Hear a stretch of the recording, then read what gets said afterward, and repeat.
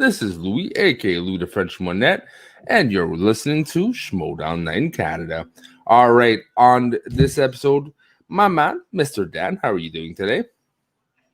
I'm doing well. Had a pretty good week. Just relaxing and ready to talk some Schmedown. Same here, and we got one match this week. But before we talk about that match, look, first of all, we all are aware of what's going on.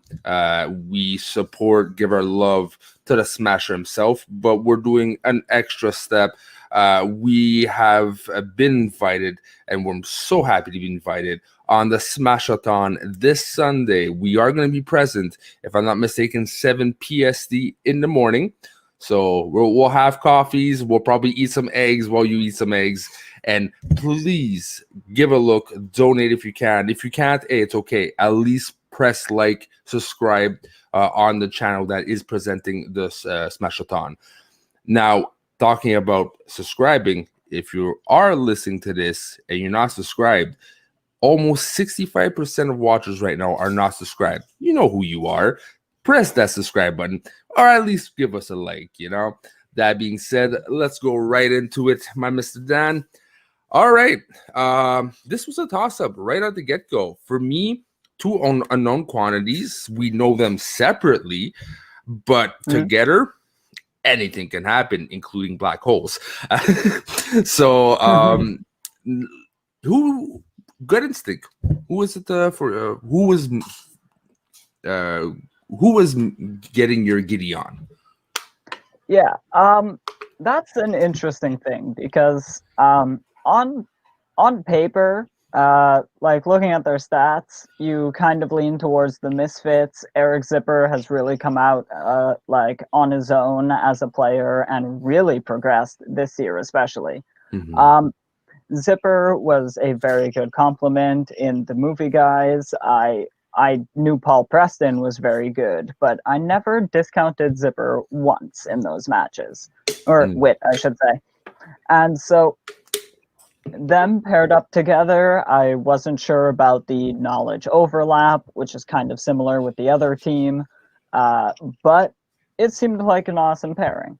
And for some reason, none of that had any bearing on who I had going into the match. I thought it was the Witching Power most of the time until we recently had our show with both of the Misfits. And I really saw their energy together, their chemistry. And so I did have a last minute switch to the Misfits. So my bracket is intact, but I did kind of think the Misfits were going to win this match going in that day. How about you? Yeah, Misfits, because the Witching Power, and I should take this off of my my brain, right? Because it automatically went, well, if they don't get horror, which is very simplistic of me apparently, because I really, again, from what I saw from Nemiroff, maybe it's because she doesn't have self-confidence in herself, so it doesn't really shine through me.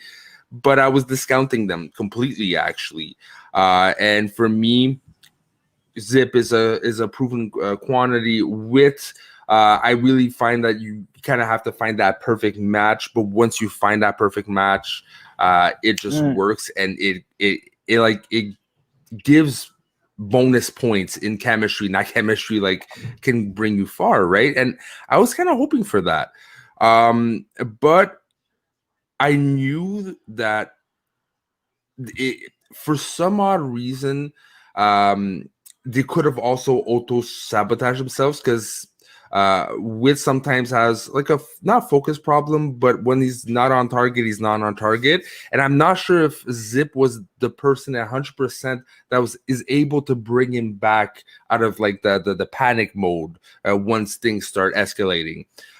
So I still had a bit of doubts, but compared to Witching Power, for me, it was completely off. So automatically I gave it to them. Now, let's go a bit more detailed for this match, because it's something happened. There's a progression to this. So I want to really understand the progression, what happened. So round one, okay? Give me back the stats. Give me what happened. Yeah, so interesting enough, Wit and Zip both go 7 for 8. The only it was an interesting field of questions. Everyone goes 6 or 7. Perry went 6. Everyone else goes 7. But the only question that 2 people miss is the third one, and that's Zipper's 1 question and Perry's 2nd question. And then she turns it around, has a perfect round for the second half of the first, and both of the Misfits do as well. And honestly, at this point, I was flustered. There was no way to guess at the end of a round 1 that ends 14-13, like how you really judge either team. But it was a very good start for both. Statistically, very hard to judge, right? Like you said, it's neck and neck.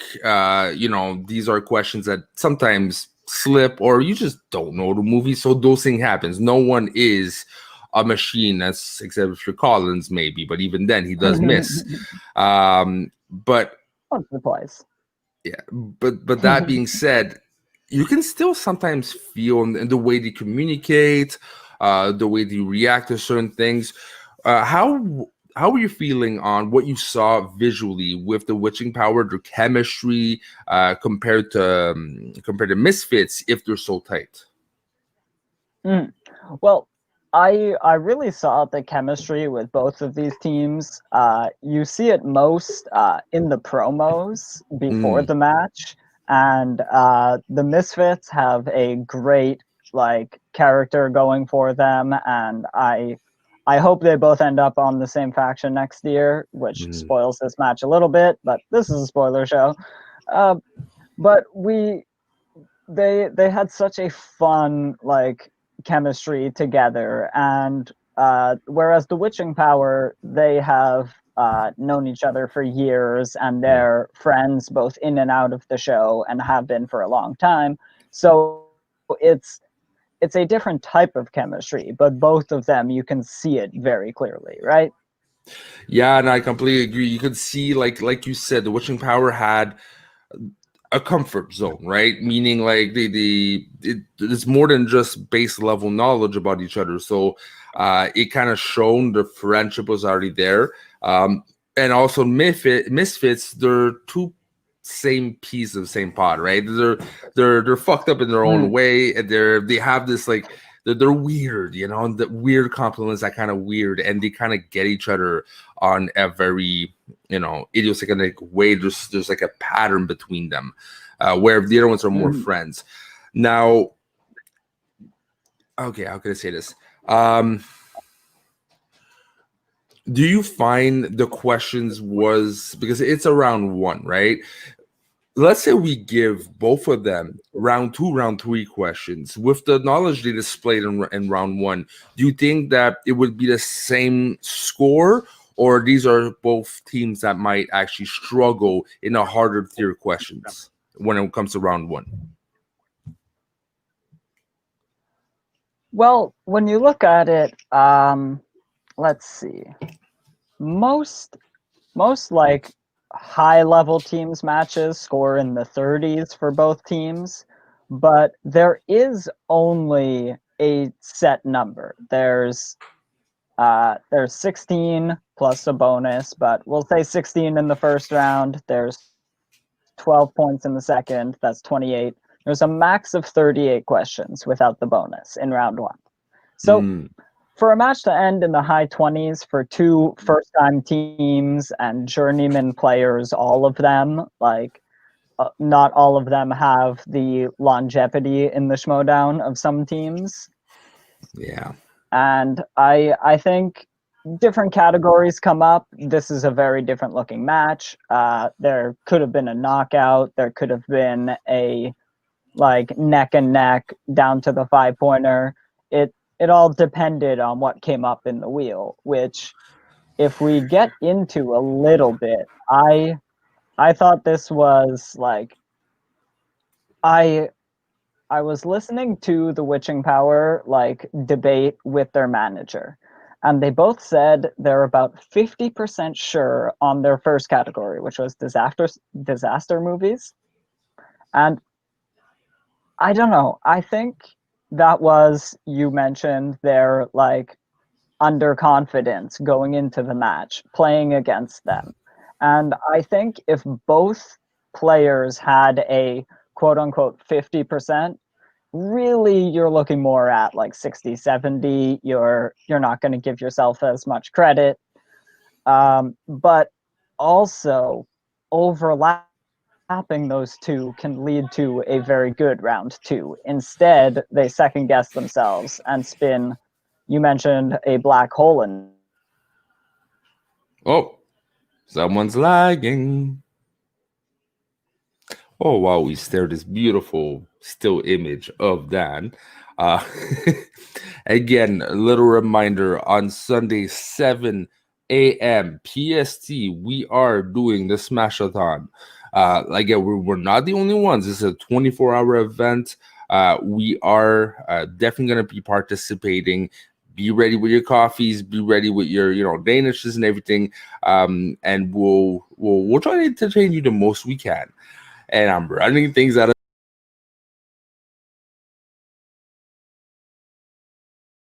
back. Yay, technical problems. Long live internet. All right, so let's try to go where we were starting off. We're talking about round two. All right, now round two. For your thoughts on what happened. You said they were talking about like 50-50. The confidence wasn't really there, right? So yeah, continue with that. Like the confidence wasn't really there. You can see they were doubting each other. And the respin. Now, what's going through your head now? I mean, obviously, leaving like fate to the wheel is one thing, and I just think like disaster movies is the right way to go in this scenario. And when they spin Kurt Russell, they seem to be confident enough in it, and then this turns out to be like, I mean, like very, very bad of a category for them. And they only get 2 of the 6 questions. They give 4 possible points over to your opponent, which that is like the mistake of this match for the witching power is, I mean, even if, and they go to multiple choice, they check it down to the least amount of like points possible, but you need to hit like 4 at least, probably 5 of those questions, and leave no points for your opponent in a teams match like this. And yeah.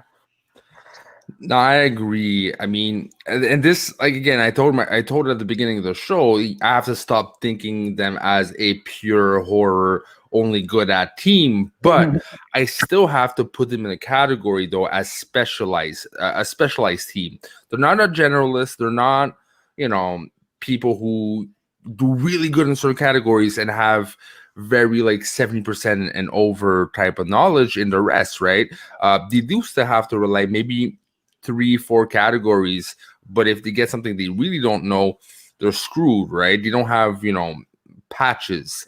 So for me, that's a specialized team. And this is where the unconfidence came from, right? So you get something that's 50-50. You're not quite sure.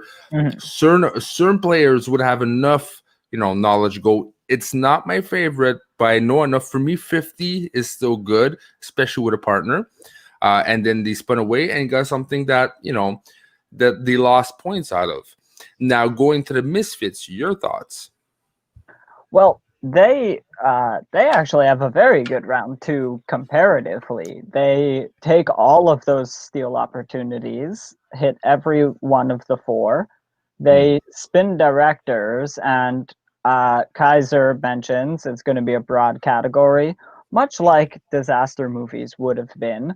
And it was probably a very broad category, and who knows if you hit those. But one thing I will mention is Kurt Russell is a narrower category, and you know what it's about. So those steals, if that's in your opponent's wheelhouse, are going to come quicker than had you taken disaster movies and missed just as many questions. Because what if one of them had never seen 2012 or Geostorm, or, take your pick of 1,001 different terrible end of the world movies, and that's what you got in that category, right? Terrible but awesome, my Dan. Terrible but I awesome. Day mean, After Tomorrow, still close to my heart. I enjoy that one. I'll give you that one. That being said, now yeah, it's Kaiser is like a damn if you do or damn if you don't. Sadly, right now, he's like every time if he says like okay, spin away, do something, it usually backfires on him. And if he says, guys, don't take this, please listen to me, and they don't listen to him, it still backfires. Because I understand their logic, right? They're like, hey, we can play it safe.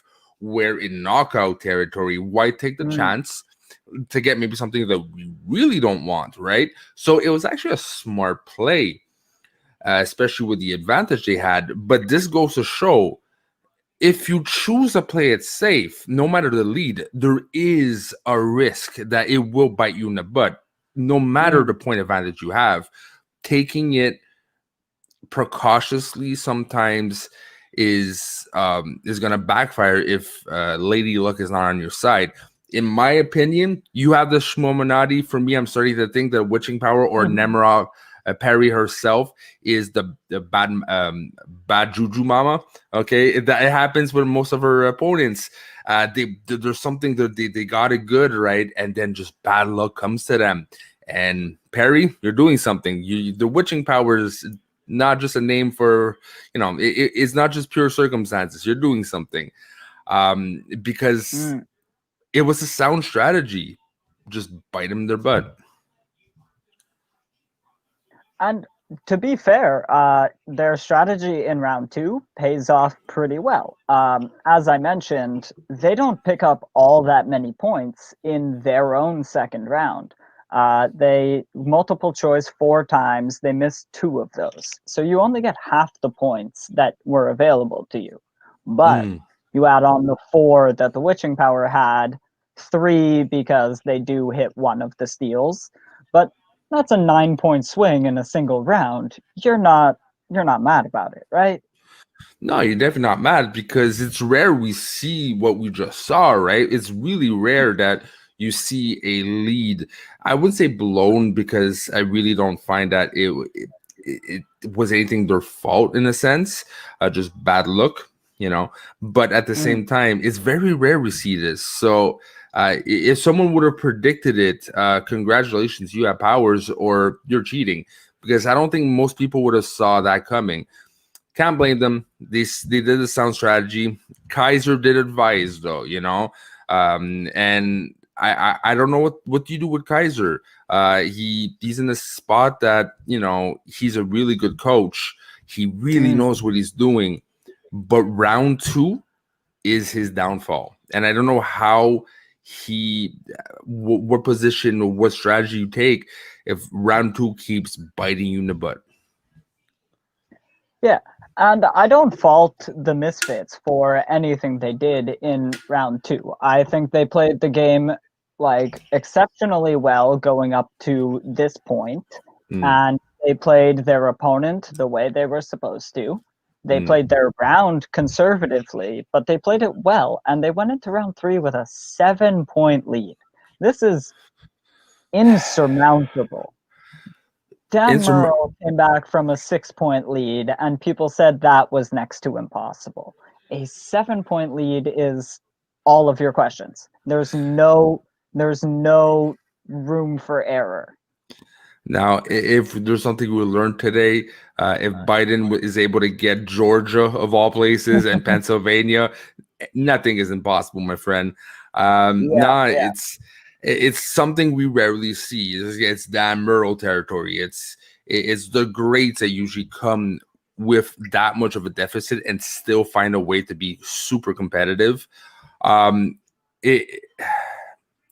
Now, since we're on the subject, let's go round 3, the downfall. It didn't play bad, and I can't blame Wit for not knowing some stuff, because you can see he was on the cusp.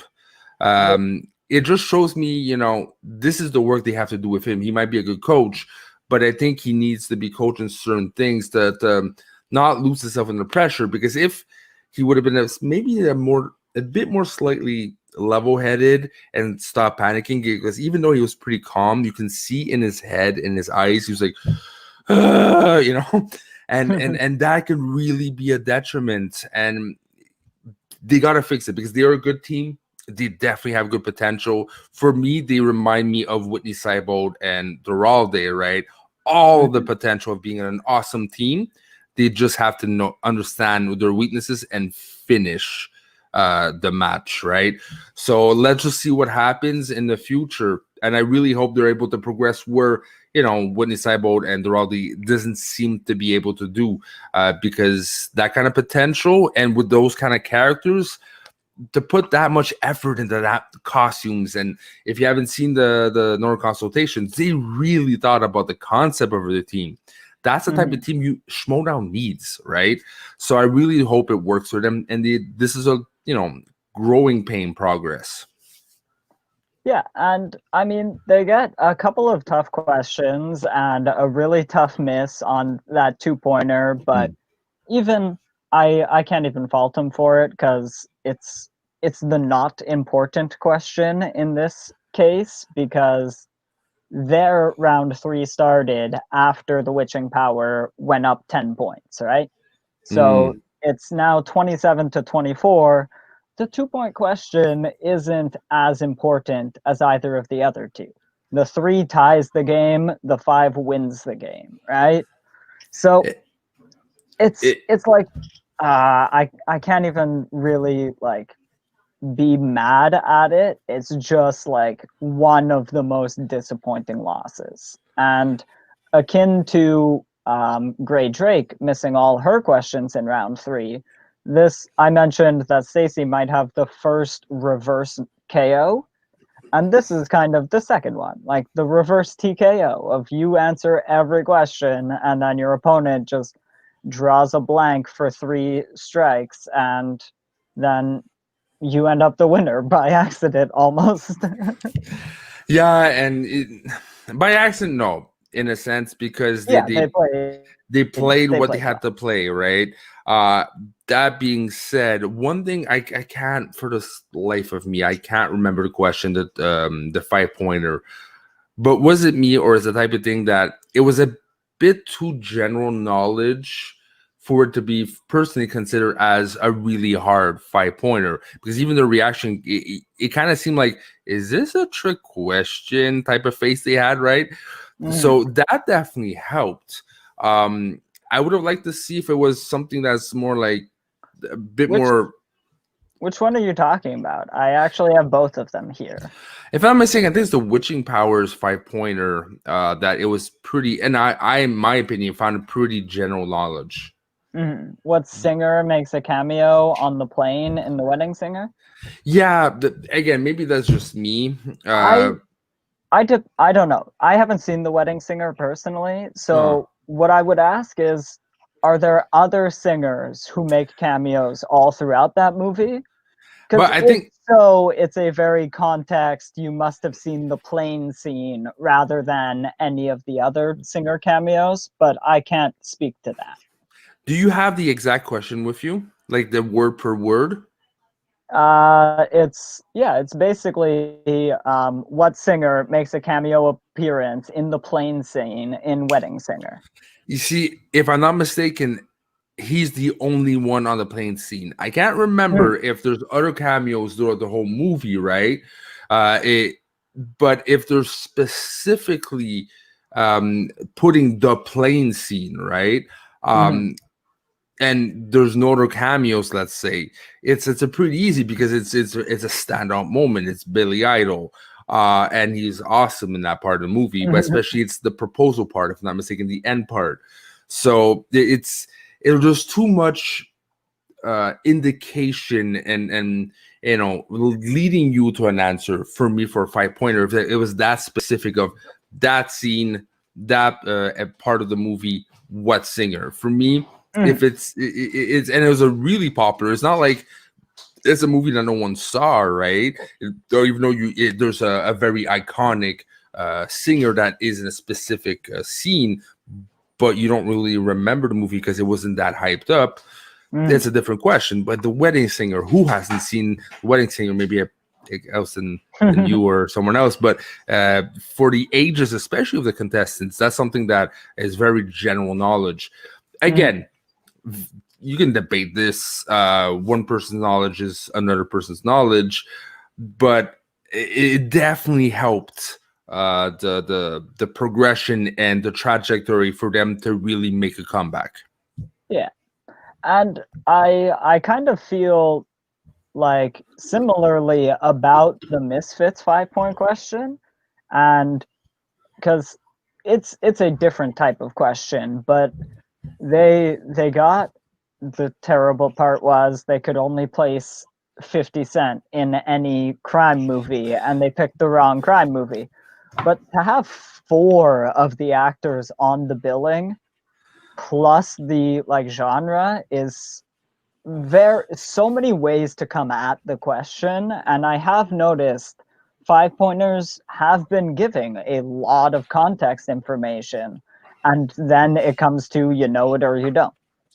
And it seems they're moving towards like this direction that they give a lot in that 5, and you need to parse a lot of information and come to a conclusion. But maybe this what we're seeing right now is the 5-pointers for first rounders, second rounders, right? The easier 5-pointer. If you go lower, like the 5-pointer minus, right? The ones that you still gotta know your shit, but it's not so specific that you start seeing blood somewhere out of your face, So yeah, it's a different kind of 5-pointer.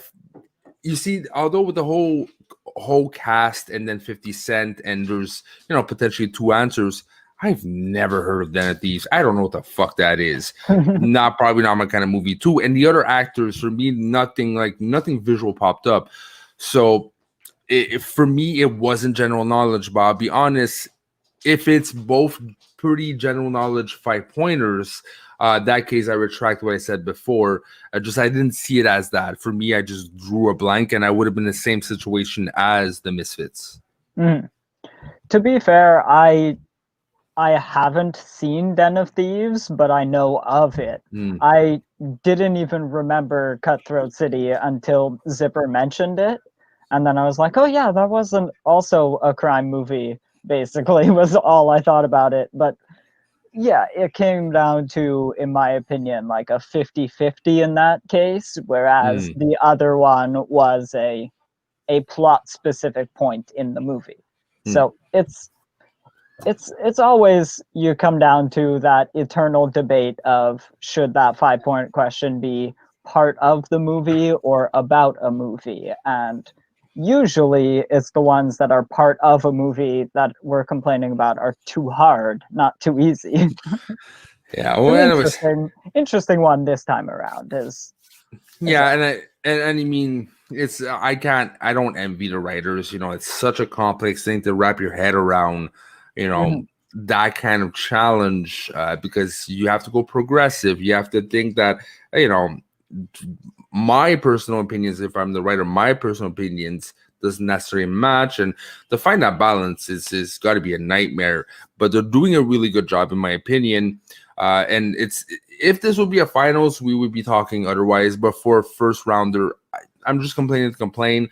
But I do understand maybe the strategy of doing that kind of 5-pointer, and it works, right? Because hell, if we're going to your logic, the Misfits should have had it, and they didn't. So it makes for interesting situations. All right, now before we go to the free for all, because we were supposed to begin with this apparently, and I just completely forgot. So we're switching it around. Before we go into that, though, okay, Witching Power versus the Founding Fathers. Yeah. Okay. Roca usually bounces back.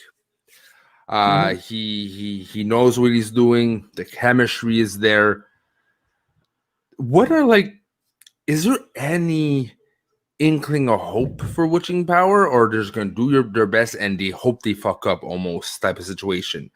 Or do they have, if they implement a strategy and they kind of like fill in the holes they have and avoid situations of like spinning on something that you probably should have stayed, do they have a chance? I think they do. A lot of teams matches again come down to that round one. There are so many points up for grabs, and then the round two has even more points. Like round three has the least available points in any round in a teams match. That's different in all the other divisions. But if you can come and with their like knowledge, if they can score the same that they did in this one, go into that second round with a 7 and a 6, or even better if they can pull a 7 and a 9, one of them pulling a perfect round in that match. Yes, Roca bounces back, but Roca also like has tough matches. He he does put a lot of pressure on himself, even though he is one of the greatest players. He takes every match as seriously as a championship match, and sometimes that's going to be to your detriment. Yeah, Roka's a very hills and valley type of player. When he's up, he's up. When he's down, he's down. And that's what works with Merle, because Merle is, except for a couple little like what the fuck happens, he's very stable. So they complement each other. Personally, I don't think witching power, even though that Roka might be a bit up and down from time to time, and let's see, he gets in a down.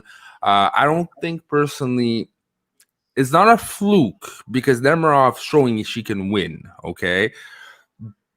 But we're not talking about, I don't know, a team that's like, I don't know what example we can use, or like a newer team or something like unknown factors, or team that, hasn't been doing 100% or like always 500, right? We're talking about Damaro and John Roca. So if they win, and again, by a fashion, they would have to get unlucky. Personally, this is the only way there is going to happen, is again, bad luck strikes. I'm going to be as convinced as you are that for you got Shmermanati, we got bad Juju Mama with Nemirov, because that's personally the only way they can win, is if something happens that they cannot control, and then witching power just comes, takes advantage of it, and just wins. All right. Talking about really interesting circumstances. Free for all horror. By the way, this was, if you haven't seen it, go to Skybound's page. They have it on there. It's not on the official SEN. It is now. Oh, it is now. So what do I know? All right. So interesting matches. Players you think they would perform. And then you got the holy trinity of Satan, the really unmovable, or almost unmovable, trio that really dominated. It was like, who's next? Kick them out. Who's next? Kick them out. Yeah. Doesn't matter who you bring. We're gonna. And who was you rooting? Like, you saw once things are stabilizing, we saw Collins first. He's starting to progress. Hugh, and then. Paul Preston was an early entry, and also did surprisingly well. They were talking about him being kind of the MVP before Mark Edward Hook got there, which, he came out at number 13, which is a little too perfect. Actually, Collins came out at number 6. Holy shit. Okay. That is a little bit strange for both of them. Oh, Schmomanati, please. I don't want to say Schmomanati, because they shouldn't back my faction. My faction is above the Schmomanati. But yeah, Collins does very well. I found he stumbles once or twice, but to go from round 3 or 4 all the way till the end, we saw him do well in horror when he knocked out Lon in the tournament, but now we know for sure that you don't want this guy spinning horror in the match against you.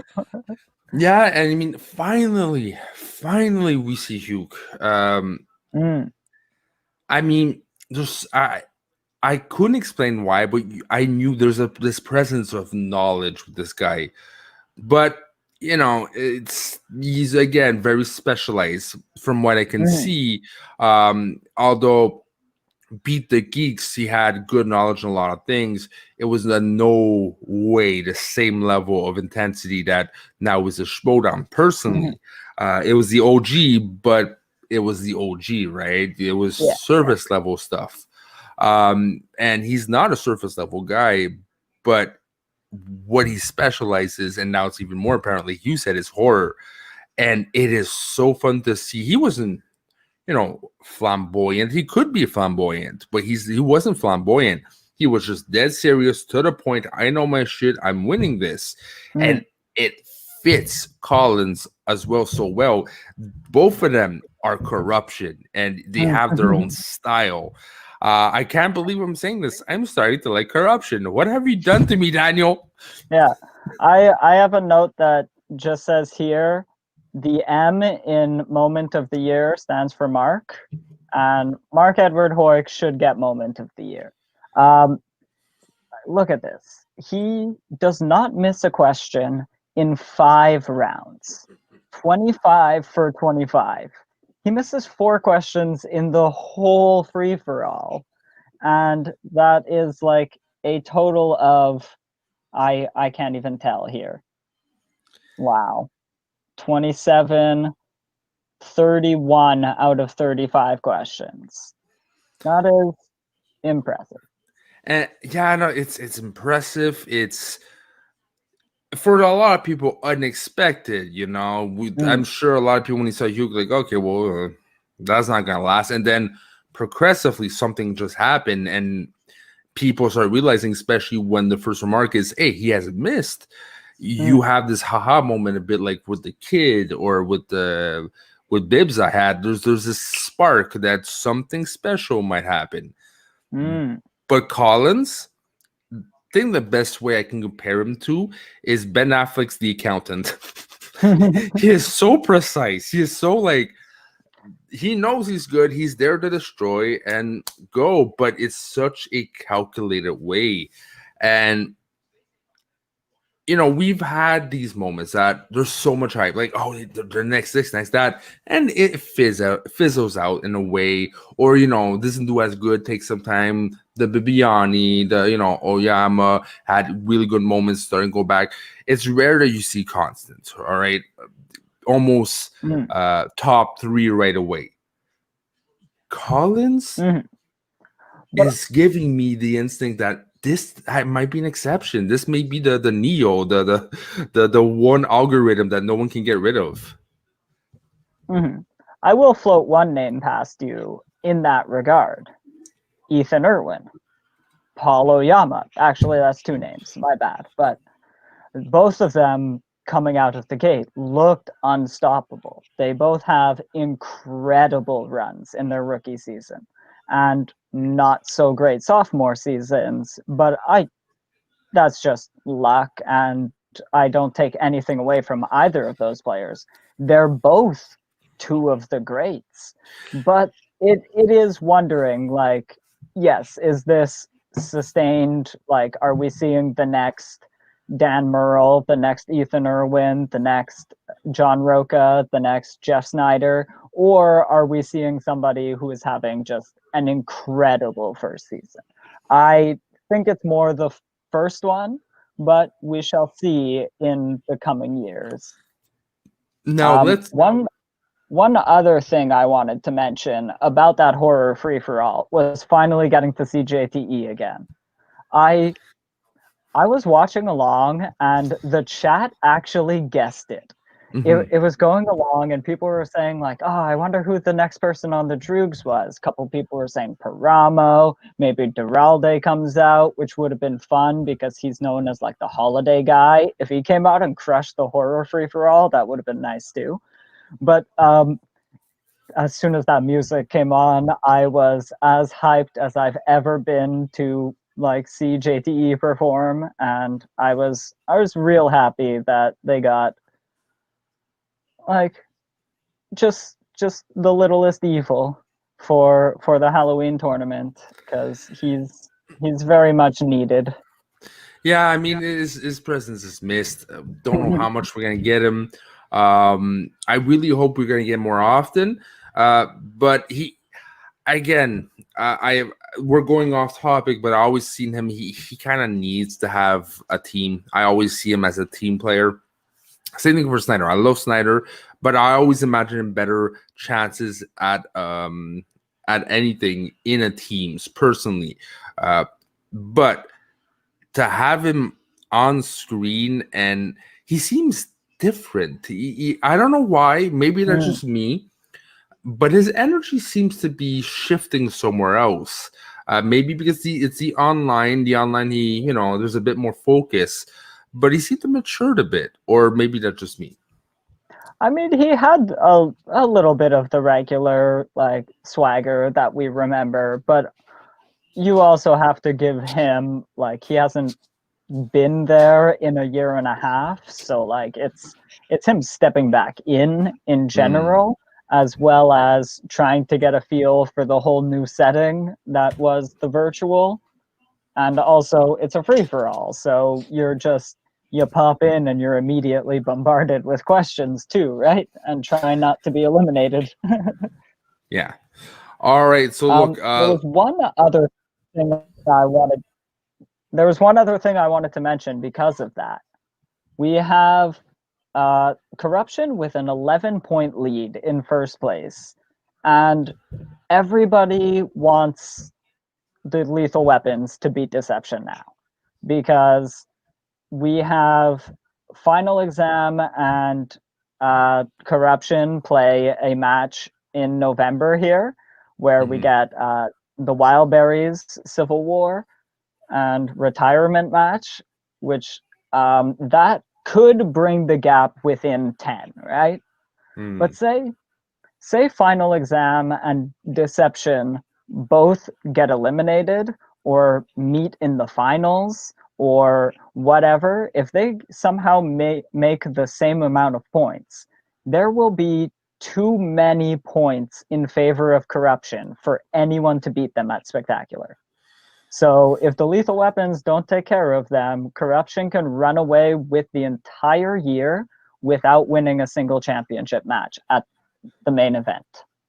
It would be different strategy, different feel to it, but at the same time, the flip side is it would stamp Collins as one of the boys. Yes, it would suck in a way that it's a bit less competition, still as fun, but then the competition is who's second, who's third, who's playing for the middle ground. So the shift in focus of the classifying really plays out differently. You don't look at the top, you know who wins, you go for the battles of the middle. So the storyline changes. That being said, I do see it as an advantage at the same time to be like, look at what he carried, not carried. He is the new person with the flag.